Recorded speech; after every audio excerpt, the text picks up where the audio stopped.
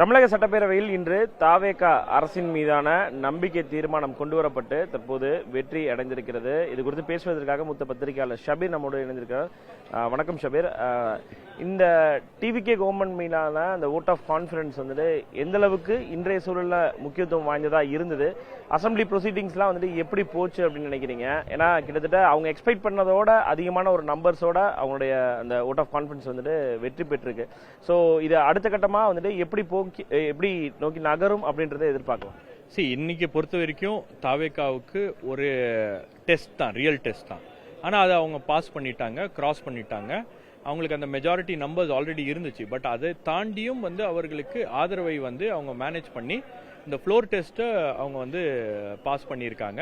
கிட்டத்தட்ட அதில் ஜெயித்திருப்பதே தாவேகாவுக்கு ஒரு மிகப்பெரிய ஒரு ரிலீஃபாக இருக்கும் அப்படின்னு நினைக்கிறேன். ஏன்னா அடுத்த 6 மாதத்துக்கு உங்களுக்கு அது ஒரு பிரச்சனை இல்லாமல் இருக்கும்.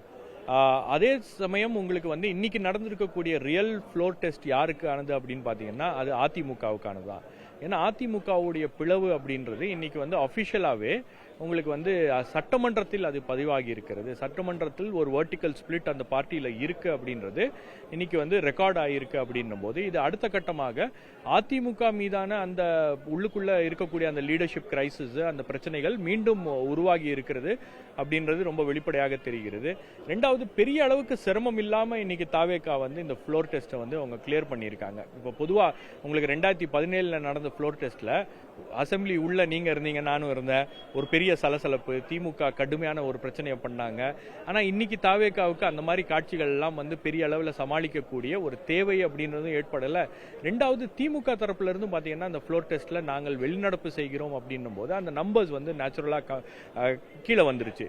அப்போ அவங்களுக்கு சாதகமான ஒரு சூழல் அப்படின்றது ஃப்ளோர் மெஜாரிட்டி இல்லை, ஒரு சாதகமான சூழல் அப்படின்றது உங்களுக்கு அதிமுக வாக்களிக்காவிட்டாலும் அவங்களுக்கு சாதகமான ஒரு சூழல் அப்படின்றது ஃப்ளோர்லயே உருவாயிருச்சு.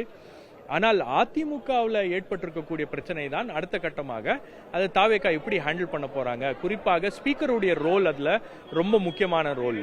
இப்போ ஸ்பீக்கர் இந்த தாவேகாவுக்கு ஆதரவாக வாக்களித்தவர்கள் மீதெல்லாம் நடவடிக்கை எடுக்க வேண்டும் அப்படின்னு அதிமுக தரப்புல, இபிஎஸ் தரப்புல அவங்க ஒரு புகார் தெரிவிச்சாங்கன்னா அதன் மீது என்ன நடவடிக்கை எடுக்க போகிறார்கள் அப்படின்றத பார்க்கணும். அடுத்த கட்டமாக அது என்ன ஆகும் அப்படின்னு உங்களுக்கும் தெரியும். அது நீதிமன்றத்துக்கு போகும், நீதிமன்றங்கள்ல பல்வேறு கேள்விகள் அப்படின்றது எழுப்பப்படும். அப்போ ஸ்பீக்கருடைய ரோல் அப்படின்றது இங்க ரொம்ப பிரதானமான ஒரு ரோலா இருக்கு, ரொம்ப முக்கியமான ஒரு ரோலா இருக்கு. அப்போ இந்த விஷயத்தை அவங்க எப்படி கையாள போறாங்க அப்படின்றது தான் அடுத்த ஒரு சேலஞ்சாக இருக்கு. நீங்க குறிப்பிட்டது மாதிரி, அதாவது அதிமுகவுடைய பிளவு என்பது அசம்பிளிக்குள்ளேயே அதை நம்ம கண்கூடா நம்ம நேரடியா பார்க்க முடிஞ்சது. சோ இது அசம்பிளி தாண்டி அடுத்து வெளியிலயும் செல்றதுக்கான வாய்ப்புகள் இருக்கா? அடுத்து அது கட்சியை நோக்கி நகர்றதுக்கான வாய்ப்புகள் இருக்கு? இல்ல, அதிமுகவில் தற்போது ஏற்பட்டிருக்கக்கூடிய பிளவு அப்படின்றது அது சட்டமன்றத்துக்குள்ளேயே நடக்கக்கூடிய ஒரு நிகழ்வாக அது இல்லாமல் அது சட்டமன்றத்துக்கு வெளியவும் ஸ்பில் ஆகிறதுக்கான வாய்ப்புகள் இருக்கு. இப்போ அடுத்த கட்டமாக போட்டி பொதுக்குழுவை சி.வி. சண்முகம் மற்றும் எஸ்.பி. வேலுமணி தரப்பு கூடுவதற்கான அந்த நடவடிக்கைகளை அவங்க பண்றாங்க. பொதுக்குழு உறுப்பினர்கள்ட்ட பேசிட்டு இருக்காங்க. பொதுக்குழு உறுப்பினர்களை கூட்டி மெஜாரிட்டியான நம்பர்ஸ் அவங்க கைக்கு வந்த உடனே அவங்க அடுத்த கட்டமாக அந்த லீடர்ஷிப்பை சேலஞ்ச் பண்ணணும் அப்படின்ற முடிவில் அவங்க ரொம்ப தெளிவா இருக்காங்க. அப்போ இது இபிஎஸ் எப்படி சமாளிக்க போகிறார், என்ன பண்ண போறார் அப்படின்றது ஒரு கேள்வி. அடுத்த கட்டமாக உங்களுக்கு எலெக்ஷன் கமிஷன்ல ஒரு பிரச்சனை அப்படின்றது இருக்கும். எலெக்ஷன் கமிஷன் யாரை அங்கீகரிக்கிறது, யார்கிட்ட பெரும்பான்மை இருக்கிறது அப்படின்றது. மூன்றாவதாக பாஜக யாரை ஆதரிக்கிறது இந்த விஷயத்துல அப்படின்னு. இப்போதைக்கு பாஜக ஒரு நியூட்ரலான ஸ்டாண்ட் எடுத்திருக்காங்க. நாங்க தாவேகாவுக்கு எதிராகவும் வாக்களிக்கவில்லை, ஆதரவாகவும் வாக்களிக்கவில்லை அப்படின்னு ஒரு ஸ்டாண்ட், ஒரே ஒரு நம்பர் தான் இருக்கு. ஆனா அது ரொம்ப முக்கியமான ஒரு கேள்வியா தான் பார்க்கப்படுது. ஏன்னா பிஜேபி நினைச்சிருந்தா டெஃபினட்டா அதுக்கு எதிராக வாக்களிச்சிடலாம். ஏன்னா அங்க காங்கிரஸ் இருக்காங்க. சோ டெஃபினட்டா பிஜேபி எதிராக தான் வாக்களிக்கணும்னு சொல்லி தான் எல்லாருமே எக்ஸ்பெக்ட் பண்ணாங்க. பட் ஆனா நடுநிலை வைப்பதுன்றதை எப்படி புரிஞ்சுக்கலாம் நம்ம? இல்ல, நடுநிலை வைப்பதற்கான ஒரு தேவை, ஒரு கட்டாயம் என்பது இந்த கட்சிகளுக்கு ஏற்பட்டு விட்டது. நீங்க அதிமுகவில் ஏற்பட்ட பிளவுதான் இதற்கு முக்கியமான காரணம். நீங்க அதிமுக ஒரு பிளாக்கா அவங்க ஓட் பண்றாங்க அப்படின்னா எதிராக வாக்களிக்கிறார்கள் அப்படின்னும் போது உங்களுக்கு தேமுதிகவாக இருக்கட்டும் அல்லது பாமகவாக இருக்கட்டும் பாஜகவாக இருக்கட்டும் அவங்க கூட சேர்ந்து வாக்களித்திருப்பார்கள், வாக்குகளை பதிவு செய்திருப்பார்கள். அதிமுகவிலேயே ஒரு பிளவு ஏற்பட்டிருக்கு அப்படின்னும் போது நம்ம யாரை சார்ந்து இருக்கிறோமோ, யாரை நம்பி இருக்கிறோமோ, பெரும்பான்மையாக யார் இருக்கிறார்களோ அவர்கள் மத்தியிலேயே ஒரு பிளவு அப்படின்னும் போது இவங்க என்ன ஸ்டாண்ட் எடுக்கிறது அப்படின்றது ஒரு குழப்பம். நீங்க பாத்தீங்கன்னா பாஜக, தேமுதிக அண்ட் பாமக இவங்க ஒரே மாதிரி ஒரு ஸ்டாண்ட் எடுத்திருப்பாங்க. நாங்கள் வந்து விலகி நிற்கிறோம், நாங்கள் யாருக்கும் ஆதரவு இல்லை அப்படின்ற ஒரு ஸ்டாண்ட் எடுத்திருக்காங்க. அதுக்கு முக்கியமான காரணம் அதிமுகவில் ஏற்பட்ட பிளவு தான். ஏன்னா அவங்களால வந்து இதை மேனேஜ் பண்ண முடியாது.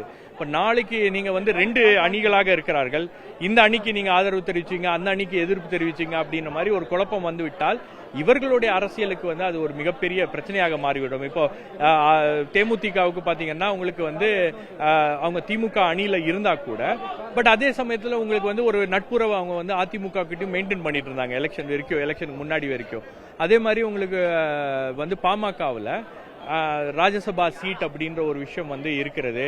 அதே போல பாமகவில் உங்களுக்கு ஒரு நட்பெறவு நேச்சுரலாவே இருக்கு. பாமக கூட்டணிக்கு வந்ததுனால தான் அவங்களுக்கு 47 இடங்கள் அப்படின்றது அதிமுகவுக்கு கிடைத்தது.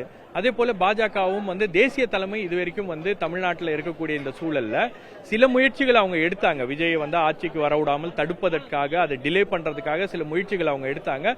பட் அது அவங்களுக்கு அரசியல் ரீதியாக கை கொடுக்கவில்லை அப்படின்னும் போது தற்போது வரை அவங்க வந்து ஒரு வெயிட் அண்ட் வாட்ச் அப்படின்ற ஒரு நிலையில தான் அவங்க இருக்காங்க அப்படின்றது ரொம்ப கிளியரா தெரியுது. ஆனால் இன்னைக்கு அதிமுகவில் ஏற்பட்டிருக்கக்கூடிய இந்த பிளவு இருக்கு இல்லையா, இது அபிஷியலாவே வந்து பார்ட்டி வெர்டிகலா ஸ்பிளிட் ஆயிருக்கு அப்படின்னும் போது அடுத்த கட்டமாக இதுதான் வந்து பெரிய அளவுல தமிழக அரசியல்ல பிளே அவுட் ஆகும். இப்போ அதிமுகவை எப்படி வந்து கட்டுக்குள் வைப்பது அப்படின்ற ஒரு சேலஞ்ச் வந்து இபிஎஸ்க்கு இருக்கு. அது மீண்டும் மறுபடியும் வருது அவருக்கு. இப்போ என்ன ப்ராப்ளம்னா, கிட்டத்தட்ட ஒரு 25 சட்டமன்ற உறுப்பினர்கள் அதிமுகவில் தேர்ந்தெடுக்கப்பட்டவங்க தாவேகாவை சப்போர்ட் பண்ணும் பொழுது ஸ்பீக்கர் டிசிஷன் எப்படி போகும் அப்படின்றது நம்மளால ஓரளவுக்கு புரிஞ்சுக்க முடியும். காரணம் என்னன்னா, 2 சைட்லயுமே இந்த ஆஃபீஸ் பேரர்ஸ் வந்து கொடுத்துருக்காங்க, இப்போ வரைக்கும் அக்செப்ட் பண்ணல. ஸோ இன்கேஸ் வந்து பார்ட்டி வைஸ் வந்து அவங்க போய் இது கொடுத்தா கூட, அப்ரோச் பண்ணா கூட அவர் எந்த விதமான நடவடிக்கை எடுக்கப்படுவதற்கான வாய்ப்புகள் வந்து தற்போதைக்கு இல்லை. இப்போ இந்த எதிர்க்கட்சிகள் தாண்டி ரூலிங் பார்ட்டின்னு வரும்போது இப்போ அவங்க ஈஸியா வந்து இந்த ஓட் ஆஃப் கான்ஃபிடன்ஸ் வந்து வெற்றி பெற்றாங்க. அடுத்த கட்டமா வந்து அவங்க எப்படி போவாங்கன்னு எக்ஸ்பெக்ட் பண்ணலாம் டிவிகே கவர்மெண்ட் பொறுத்து. ஏன்னா கடந்த 3 நாட்கள்லயே தொடர்ச்சியா வந்து பாத்தீங்கன்னா பல்வேறு விதமான குற்றச்சாட்டுகள், இன்க்ளூடிங் அந்த ஆபீசர் ஸ்பெஷல் டியூட்டி வந்து போட்டது கூட இப்ப கூட ரிவோக் பண்ணிருக்காங்க. சோ அடுத்த கட்டமா டிவிகே கவர்மெண்ட் வந்து எப்படி எதை நோக்கி நகரும் அப்படின்னு சொல்லி அவங்க டிவிகே அரசாங்கத்தை பொறுத்த வரைக்கும், விஜயை பொறுத்த வரைக்கும் ஒரு நல்லாட்சி கொடுக்க வேண்டும் அப்படின்றதான் அவருடைய மெயின் அஜெண்டா. ஒரு கரப்ஷன் ஃப்ரீ கவர்மெண்ட் கொடுக்கணும் அப்படின்னு இப்போ அவங்க அதிமுகவோட பேச்சுவார்த்தை நடத்தி கொண்டிருக்கிறார்கள். அதிமுக வந்து அபிஷியலாவே அவங்களுக்கு வந்து ஆதரவு தெரிவித்திருக்கிறார்கள் அசெம்பிளியில. அப்போ அவங்க மீண்டும் வந்து அவங்கள வந்து கேபினெட்குள்ள கொண்டு வராரா அப்படின்ற ஒரு கேள்வி, அதை இவர் என்டோஸ் பண்றாரு. அப்போ இதை வந்து கேபினெட்குள்ள அவங்க வராங்களா அப்படின்ற ஒரு கேள்வி என்பது இருக்கிறது. உள்ள கேபினெட்குள்ள வராங்கன்னா எப்படி வர போறாங்க, என்ன மொடாலிட்டிஸ்? இப்போ அவங்க வந்து ஒரு 8 பேருக்கு கேபினெட்ல வாய்ப்பு அல்லது ஒரு 7 பேருக்கு வாய்ப்பு அப்படின்னா அவங்க எல்லாம் ரிசைன் பண்ணிட்டு மீண்டும் போட்டியிட்டு கேபினெட்குள்ள வர போறாங்களா, அல்லது இப்படியே கேபினெட்குள்ள வர போறாங்களா? இப்ப இருக்கக்கூடிய இந்த சூழல்ல அவங்க கேபினெட்குள்ள வந்தாங்கன்னா உங்களுக்கு இந்த ஆன்டி டிஃபெக்ஷன் லா, மற்ற விஷயங்கள், இது எல்லாமே கட்சி தாவல் தடை சட்டம், இந்த மாதிரி விஷயங்கள் சட்ட ரீதியான ஒரு தலைவலியை அது தாவேக அரசாங்கத்துக்கே ஏற்படுத்திடும். ஒரு நிலையான தன்மை இருக்காது இந்த அரசுக்கு. ஆல்ரெடி உங்களுக்கு வந்து காங்கிரஸ் ஆதரவு கொடுத்திருக்காங்க, இடதுசாரிகள் ஆதரவு கொடுத்திருக்காங்க, விசிகே, ஐயுஎம்எல் ஆதரவு கொடுத்திருக்காங்க. ஓரளவுக்கு உங்களுக்கு நம்பர்ஸ் உங்க சைட்ல இருக்கு. பட் அதையும் மீறி உங்களுக்கு வந்து இவங்களை கூட்டணிக்குள்ள கொண்டு வரீங்க, ஆட்சியில் ஒரு பங்கு கொடுக்குறீங்க அப்படின்னா உங்களுக்கு வந்து தூய சக்தி, ஊழல் சக்தி அப்படின்ற அந்த கேள்விகள் வரும். அரசியல் ரீதியான அந்த கேள்விகள் அப்படின்றத இவங்க தொடர்ந்து பதில் சொல்லிட்டே இருக்கணும். அப்போ இது வந்து ஒரு கிச்சடி மாதிரி ஆயிரும். நீங்க எல்லாத்தையும் போட்டு ஒரு அரசாங்கத்தை உங்களால ரன் பண்ண முடியாது. ஆல்ரெடி உங்களுக்கு வந்து கூட்டணி தயவுல நீங்க அரசாங்கத்தை ரன் பண்றதே வந்து ஒரு பெரிய சிரமமான ஒரு விஷயம். உங்களுக்கு ஓஎஸ்டி, நீங்க சொன்ன மாதிரி ஓஎஸ்டியை வந்து அப்பாயிண்ட் பண்ண உடனே முதல் கண்டன குரல் வந்து உங்களுக்கு கூட்டணி கட்சிகள்கிட்ட தான் வருது. ஒரு அஸ்ட்ராலஜர், அதாவது ஒரு ஜோசியக்காரரை நீங்க எப்படி வந்து OST officer on special duty, அதுவும் வந்து அவருக்கு இருக்கக்கூடிய பவர்ஸ்லாம் வந்து ரொம்ப அதிகம் அப்படின்னும் போது அவரை எப்படி கொடுக்குறீங்க? இன்னைக்கு சட்டமன்றத்திலையும் அதை வந்து பல கட்சியினர் அதை வந்து எதிரொலிச்சாங்க. அப்போ இந்த மாதிரியான பிரச்சனைகளுக்கெல்லாம் வந்து தொடர்ந்து இவங்க பதில் சொல்லக்கூடிய ஒரு கட்டாயம் அப்படின்றது ஏற்படும். ஸோ என்னை பொறுத்த வரைக்கும் அவங்க வந்து இந்த அதிமுகவை கூட்டணிக்குள் கொண்டு வருவது அப்படின்ற அந்த ஒரு ஸ்டாண்ட்ல எஸ்பி வேலுமணி ஒன்று சொல்றாரு, நாங்கள் பதவி ஆசை பிடித்து இல்லாம இவர்களுக்கு சப்போர்ட் பண்ணல அப்படின்னு. அவங்களுக்கு வந்து இபிஎஸ் வந்து அவங்க வந்து இபிஎஸ் மீதான அந்த நடவடிக்கை, இபிஎஸ்க்கு எதிரான அந்த நடவடிக்கையை வந்து துரிதப்படுத்த வேண்டும் அப்படின்றது அவங்களுடைய நோக்கமாக இருக்கிறது. அதுக்கு உங்களுக்கு ஆளுங்கட்சியோட சப்போர்ட் அப்படின்றது உங்களுக்கு தேவை. இப்போ நாளைக்கு வந்து கட்சி அலுவலகத்தை கைப்பற்றணும், மாவட்டங்களில் இருக்கக்கூடிய கட்சி அலுவலகங்களை கைப்பற்றணும் அப்படின்னா உங்களுக்கு வந்து காவல்துறையுடைய சப்போர்ட்லாம் உங்களுக்கு வந்து கொஞ்சம் தேவைப்படும். ஏன்னா ஓபிஎஸ் இங்க வந்து அந்த நடவடிக்கையில் ஈடுபடும் போது உங்களுக்கு காவல்துறை அப்ப இருந்த திமுக அரசாங்கம் அதற்கு கொஞ்சம் உதவியாக இருந்தது. அந்த மாதிரியான நடவடிக்கைகள்ல அவங்களுக்கு வந்து ஒரு ஆதரவு அப்படின்றது தேவை அப்படின்ற ஒரு இடத்துல தான் அவங்க ஆப்ரேட் பண்ணிட்டு இருக்காங்க. பட் தாவேக்காவை இதை மேனேஜ் பண்றது வந்து உங்களுக்கு ரொம்ப நீங்க போய் உள்ள டீப்பா இறங்கி அவங்கள உள்ள கொண்டு வந்துட்டீங்க அப்படின்னா உங்களுக்கு தினம் தினம் மேனேஜ் பண்றதே வந்து ஒரு பெரிய சிக்கலும் ஒரு பெரிய சவால் நிறைந்த காரியமாகவும் மாறிவிடும். ஸோ இப்போ இருக்கக்கூடிய இந்த காம்போசிஷன்லயே தாவேக்காவால ஆட்சியை நடத்த முடியுமா அப்படின்றதான் வந்து அதுல தான் அவங்க கவனம் செலுத்தணும். அது அவங்க பண்ணாலே அவங்க சொல்லியிருக்கக்கூடிய திட்டங்கள் மற்ற விஷயங்கள் பாலிசி வைஸ் சில சேஞ்சஸை கொண்டு வர்றது, சில புதிய திட்டங்களை வந்து அறிமுகப்படுத்துவது, புதிய திட்டங்களை செயல்படுத்துவது. ரெண்டாவது இவங்களுடைய எம்எல்ஏஸ்லாம் யாரு என்னன்னு தெரியல. இன்னொன்று கேபினெட்டே ஃபுல் கேபினெட்டா இன்னும் ஃபார்ம் ஆகல. யாருக்கு எந்த போர்ட்ஃபோலியோ யாருக்கு என்ன அலோகேஷன் அப்படின்னு எதுவுமே தெரியாத ஒரு சூழல்ல இந்த பிரச்சனைகள்ல வந்து அவங்க போய் மாட்டுவது அப்படின்றது வந்து ஒரு சிக்கலான காரியம். அப்போ அதையெல்லாம் செய்யாமல் தாவேக்கா வந்து முழுக்க முழுக்க இந்த ஆட்சியை ஸ்டெபிலைஸ் பண்றதுக்கான ஒரு நடவடிக்கைகளை அவங்க ஈடுபடுவாங்க அப்படின்னு தான் நான் பாக்குறேன். மற்றொரு முக்கியமான கேள்வியை பார்க்க வேண்டியது இருக்கு. கிட்டத்தட்ட இப்ப டிவிகே கவர்மெண்ட் வந்து வெற்றி பெற்றிருக்கு இந்த ஓட் ஆஃப் கான்ஃபிடன்ஸ்னா அந்த மேஜிக் நம்பர்ஸை தாண்டி அப்சல்யூட் மெஜாரிட்டில வந்து கிட்டத்தட்ட 144 பேர் வந்து போயிருக்காங்க. இதை எப்படி புரிஞ்சுக்கிறது? அதாவது இந்த கூட்டணி கட்சிகள்லாம் சேர்ந்து தான் இந்த கவர்மெண்ட் வந்து கவர்னர் மூலமா அந்த ஆதரவு கடிதங்கள் கொடுத்து காப்பாத்தினாங்க. இப்ப அதிமுகவுடைய ஒரு அணி நேரடியாக டிவிகே கவர்மெண்ட் வந்து சப்போர்ட் பண்ணும் பொழுது இது எப்படி டிவிகே விஜய் வந்து அந்த கூட்டணி கட்சிகளுக்கான ஒரு மெசேஜ் சொல்றான்னு நினைக்கலாமா? அதாவது ஏன்னா நீங்க மட்டும் ஆதரவு கிடையாது, நீங்க இல்லாமையும் என்னால இந்த கவர்மெண்ட் ரன் பண்ண முடியும், சோ என்கிட்ட வந்து பிரஷர் போடாதீங்க அப்படின்றதுக்கான ஒரு மெசேஜா நம்ம எடுத்து நிச்சயமா அதுவும் இருக்கிறது. நீங்க வந்து அதிமுக ஆதரவு கொடுக்கறதுக்கு முன்னாடி வரைக்கும் வந்து அவங்களுக்கு ஒரு கவலை என்பது இருந்துச்சு. அதிமுகவுடைய ஆதரவு உங்களுக்கு ஃப்ளோர்லயே கிடைச்சிருச்சு. அபிஷியலாவே அவங்க வந்து உங்களுக்கு ஆதரவாக வாக்களித்திருக்கிறார்கள், உங்களோட நிக்கிறோம் அப்படின்ற அந்த கமிட்மெண்ட் அவங்க ஃப்ளோர்ல கொடுத்திருக்காங்க அப்படின்னும் போது இது நிச்சயமாக மற்ற கூட்டணி கட்சிகளுக்கு ஒரு பெரிய மெசேஜ் தான். ரெண்டாவது உங்களுக்கு வந்து இந்த கூட்டணி கட்சிகள்ல கொள்கை ரீதியாக ஒரு சில முடிவுகளை வந்து இடதுசாரி கட்சிகள் எடுத்திருக்கிறார்கள். பட் அதே நேரத்தில் நீங்க பாத்தீங்கன்னா உங்களுக்கு வந்து விசிகே உடைய நிலைப்பாட்டில் கொஞ்சம் இப்படி அப்படின்னு மாற்றங்கள் இருந்ததுனால தான் இவங்க வந்து அதிமுக அப்படின்ற ஒரு ஆப்ஷனே கன்சிடர் பண்ண ஆரம்பிச்சாங்க.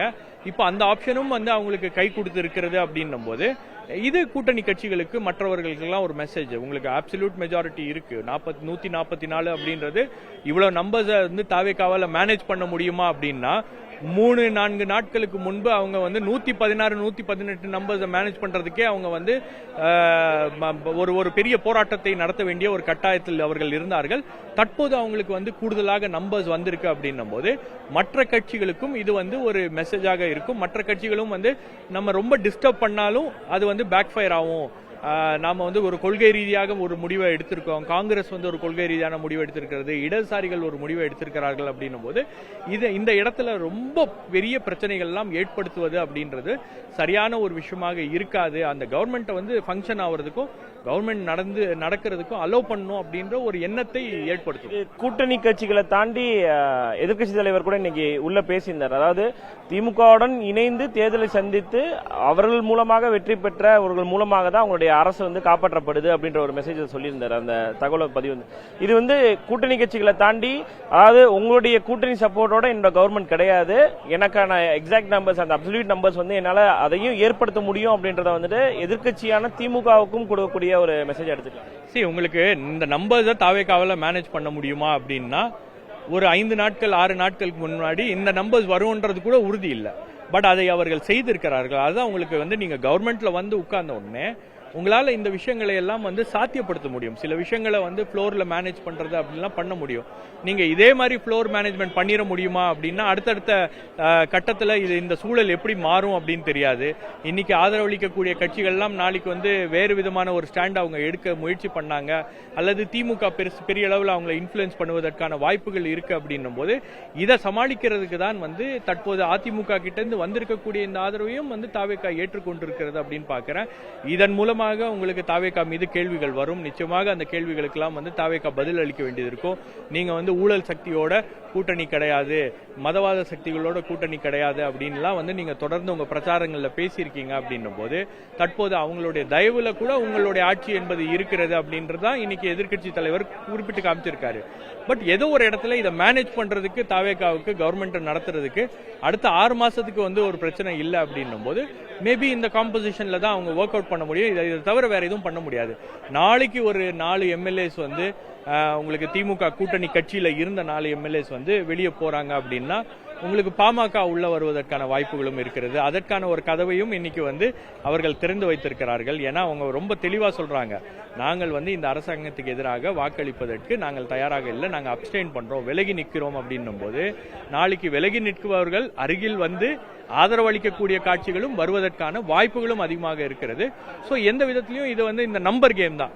இந்த நம்பர் கேமை நீங்க மேனேஜ் பண்ணிட்டே இருக்கணும். அடுத்த 5 ஆண்டு காலம் இந்த நம்பர் கேமை மேனேஜ் பண்றது அப்படின்றது தாவேகாவுக்கு ஒரு பெரிய சவால் நிறைந்த காரியமாக தான் இருக்கும். தேங்க்யூ.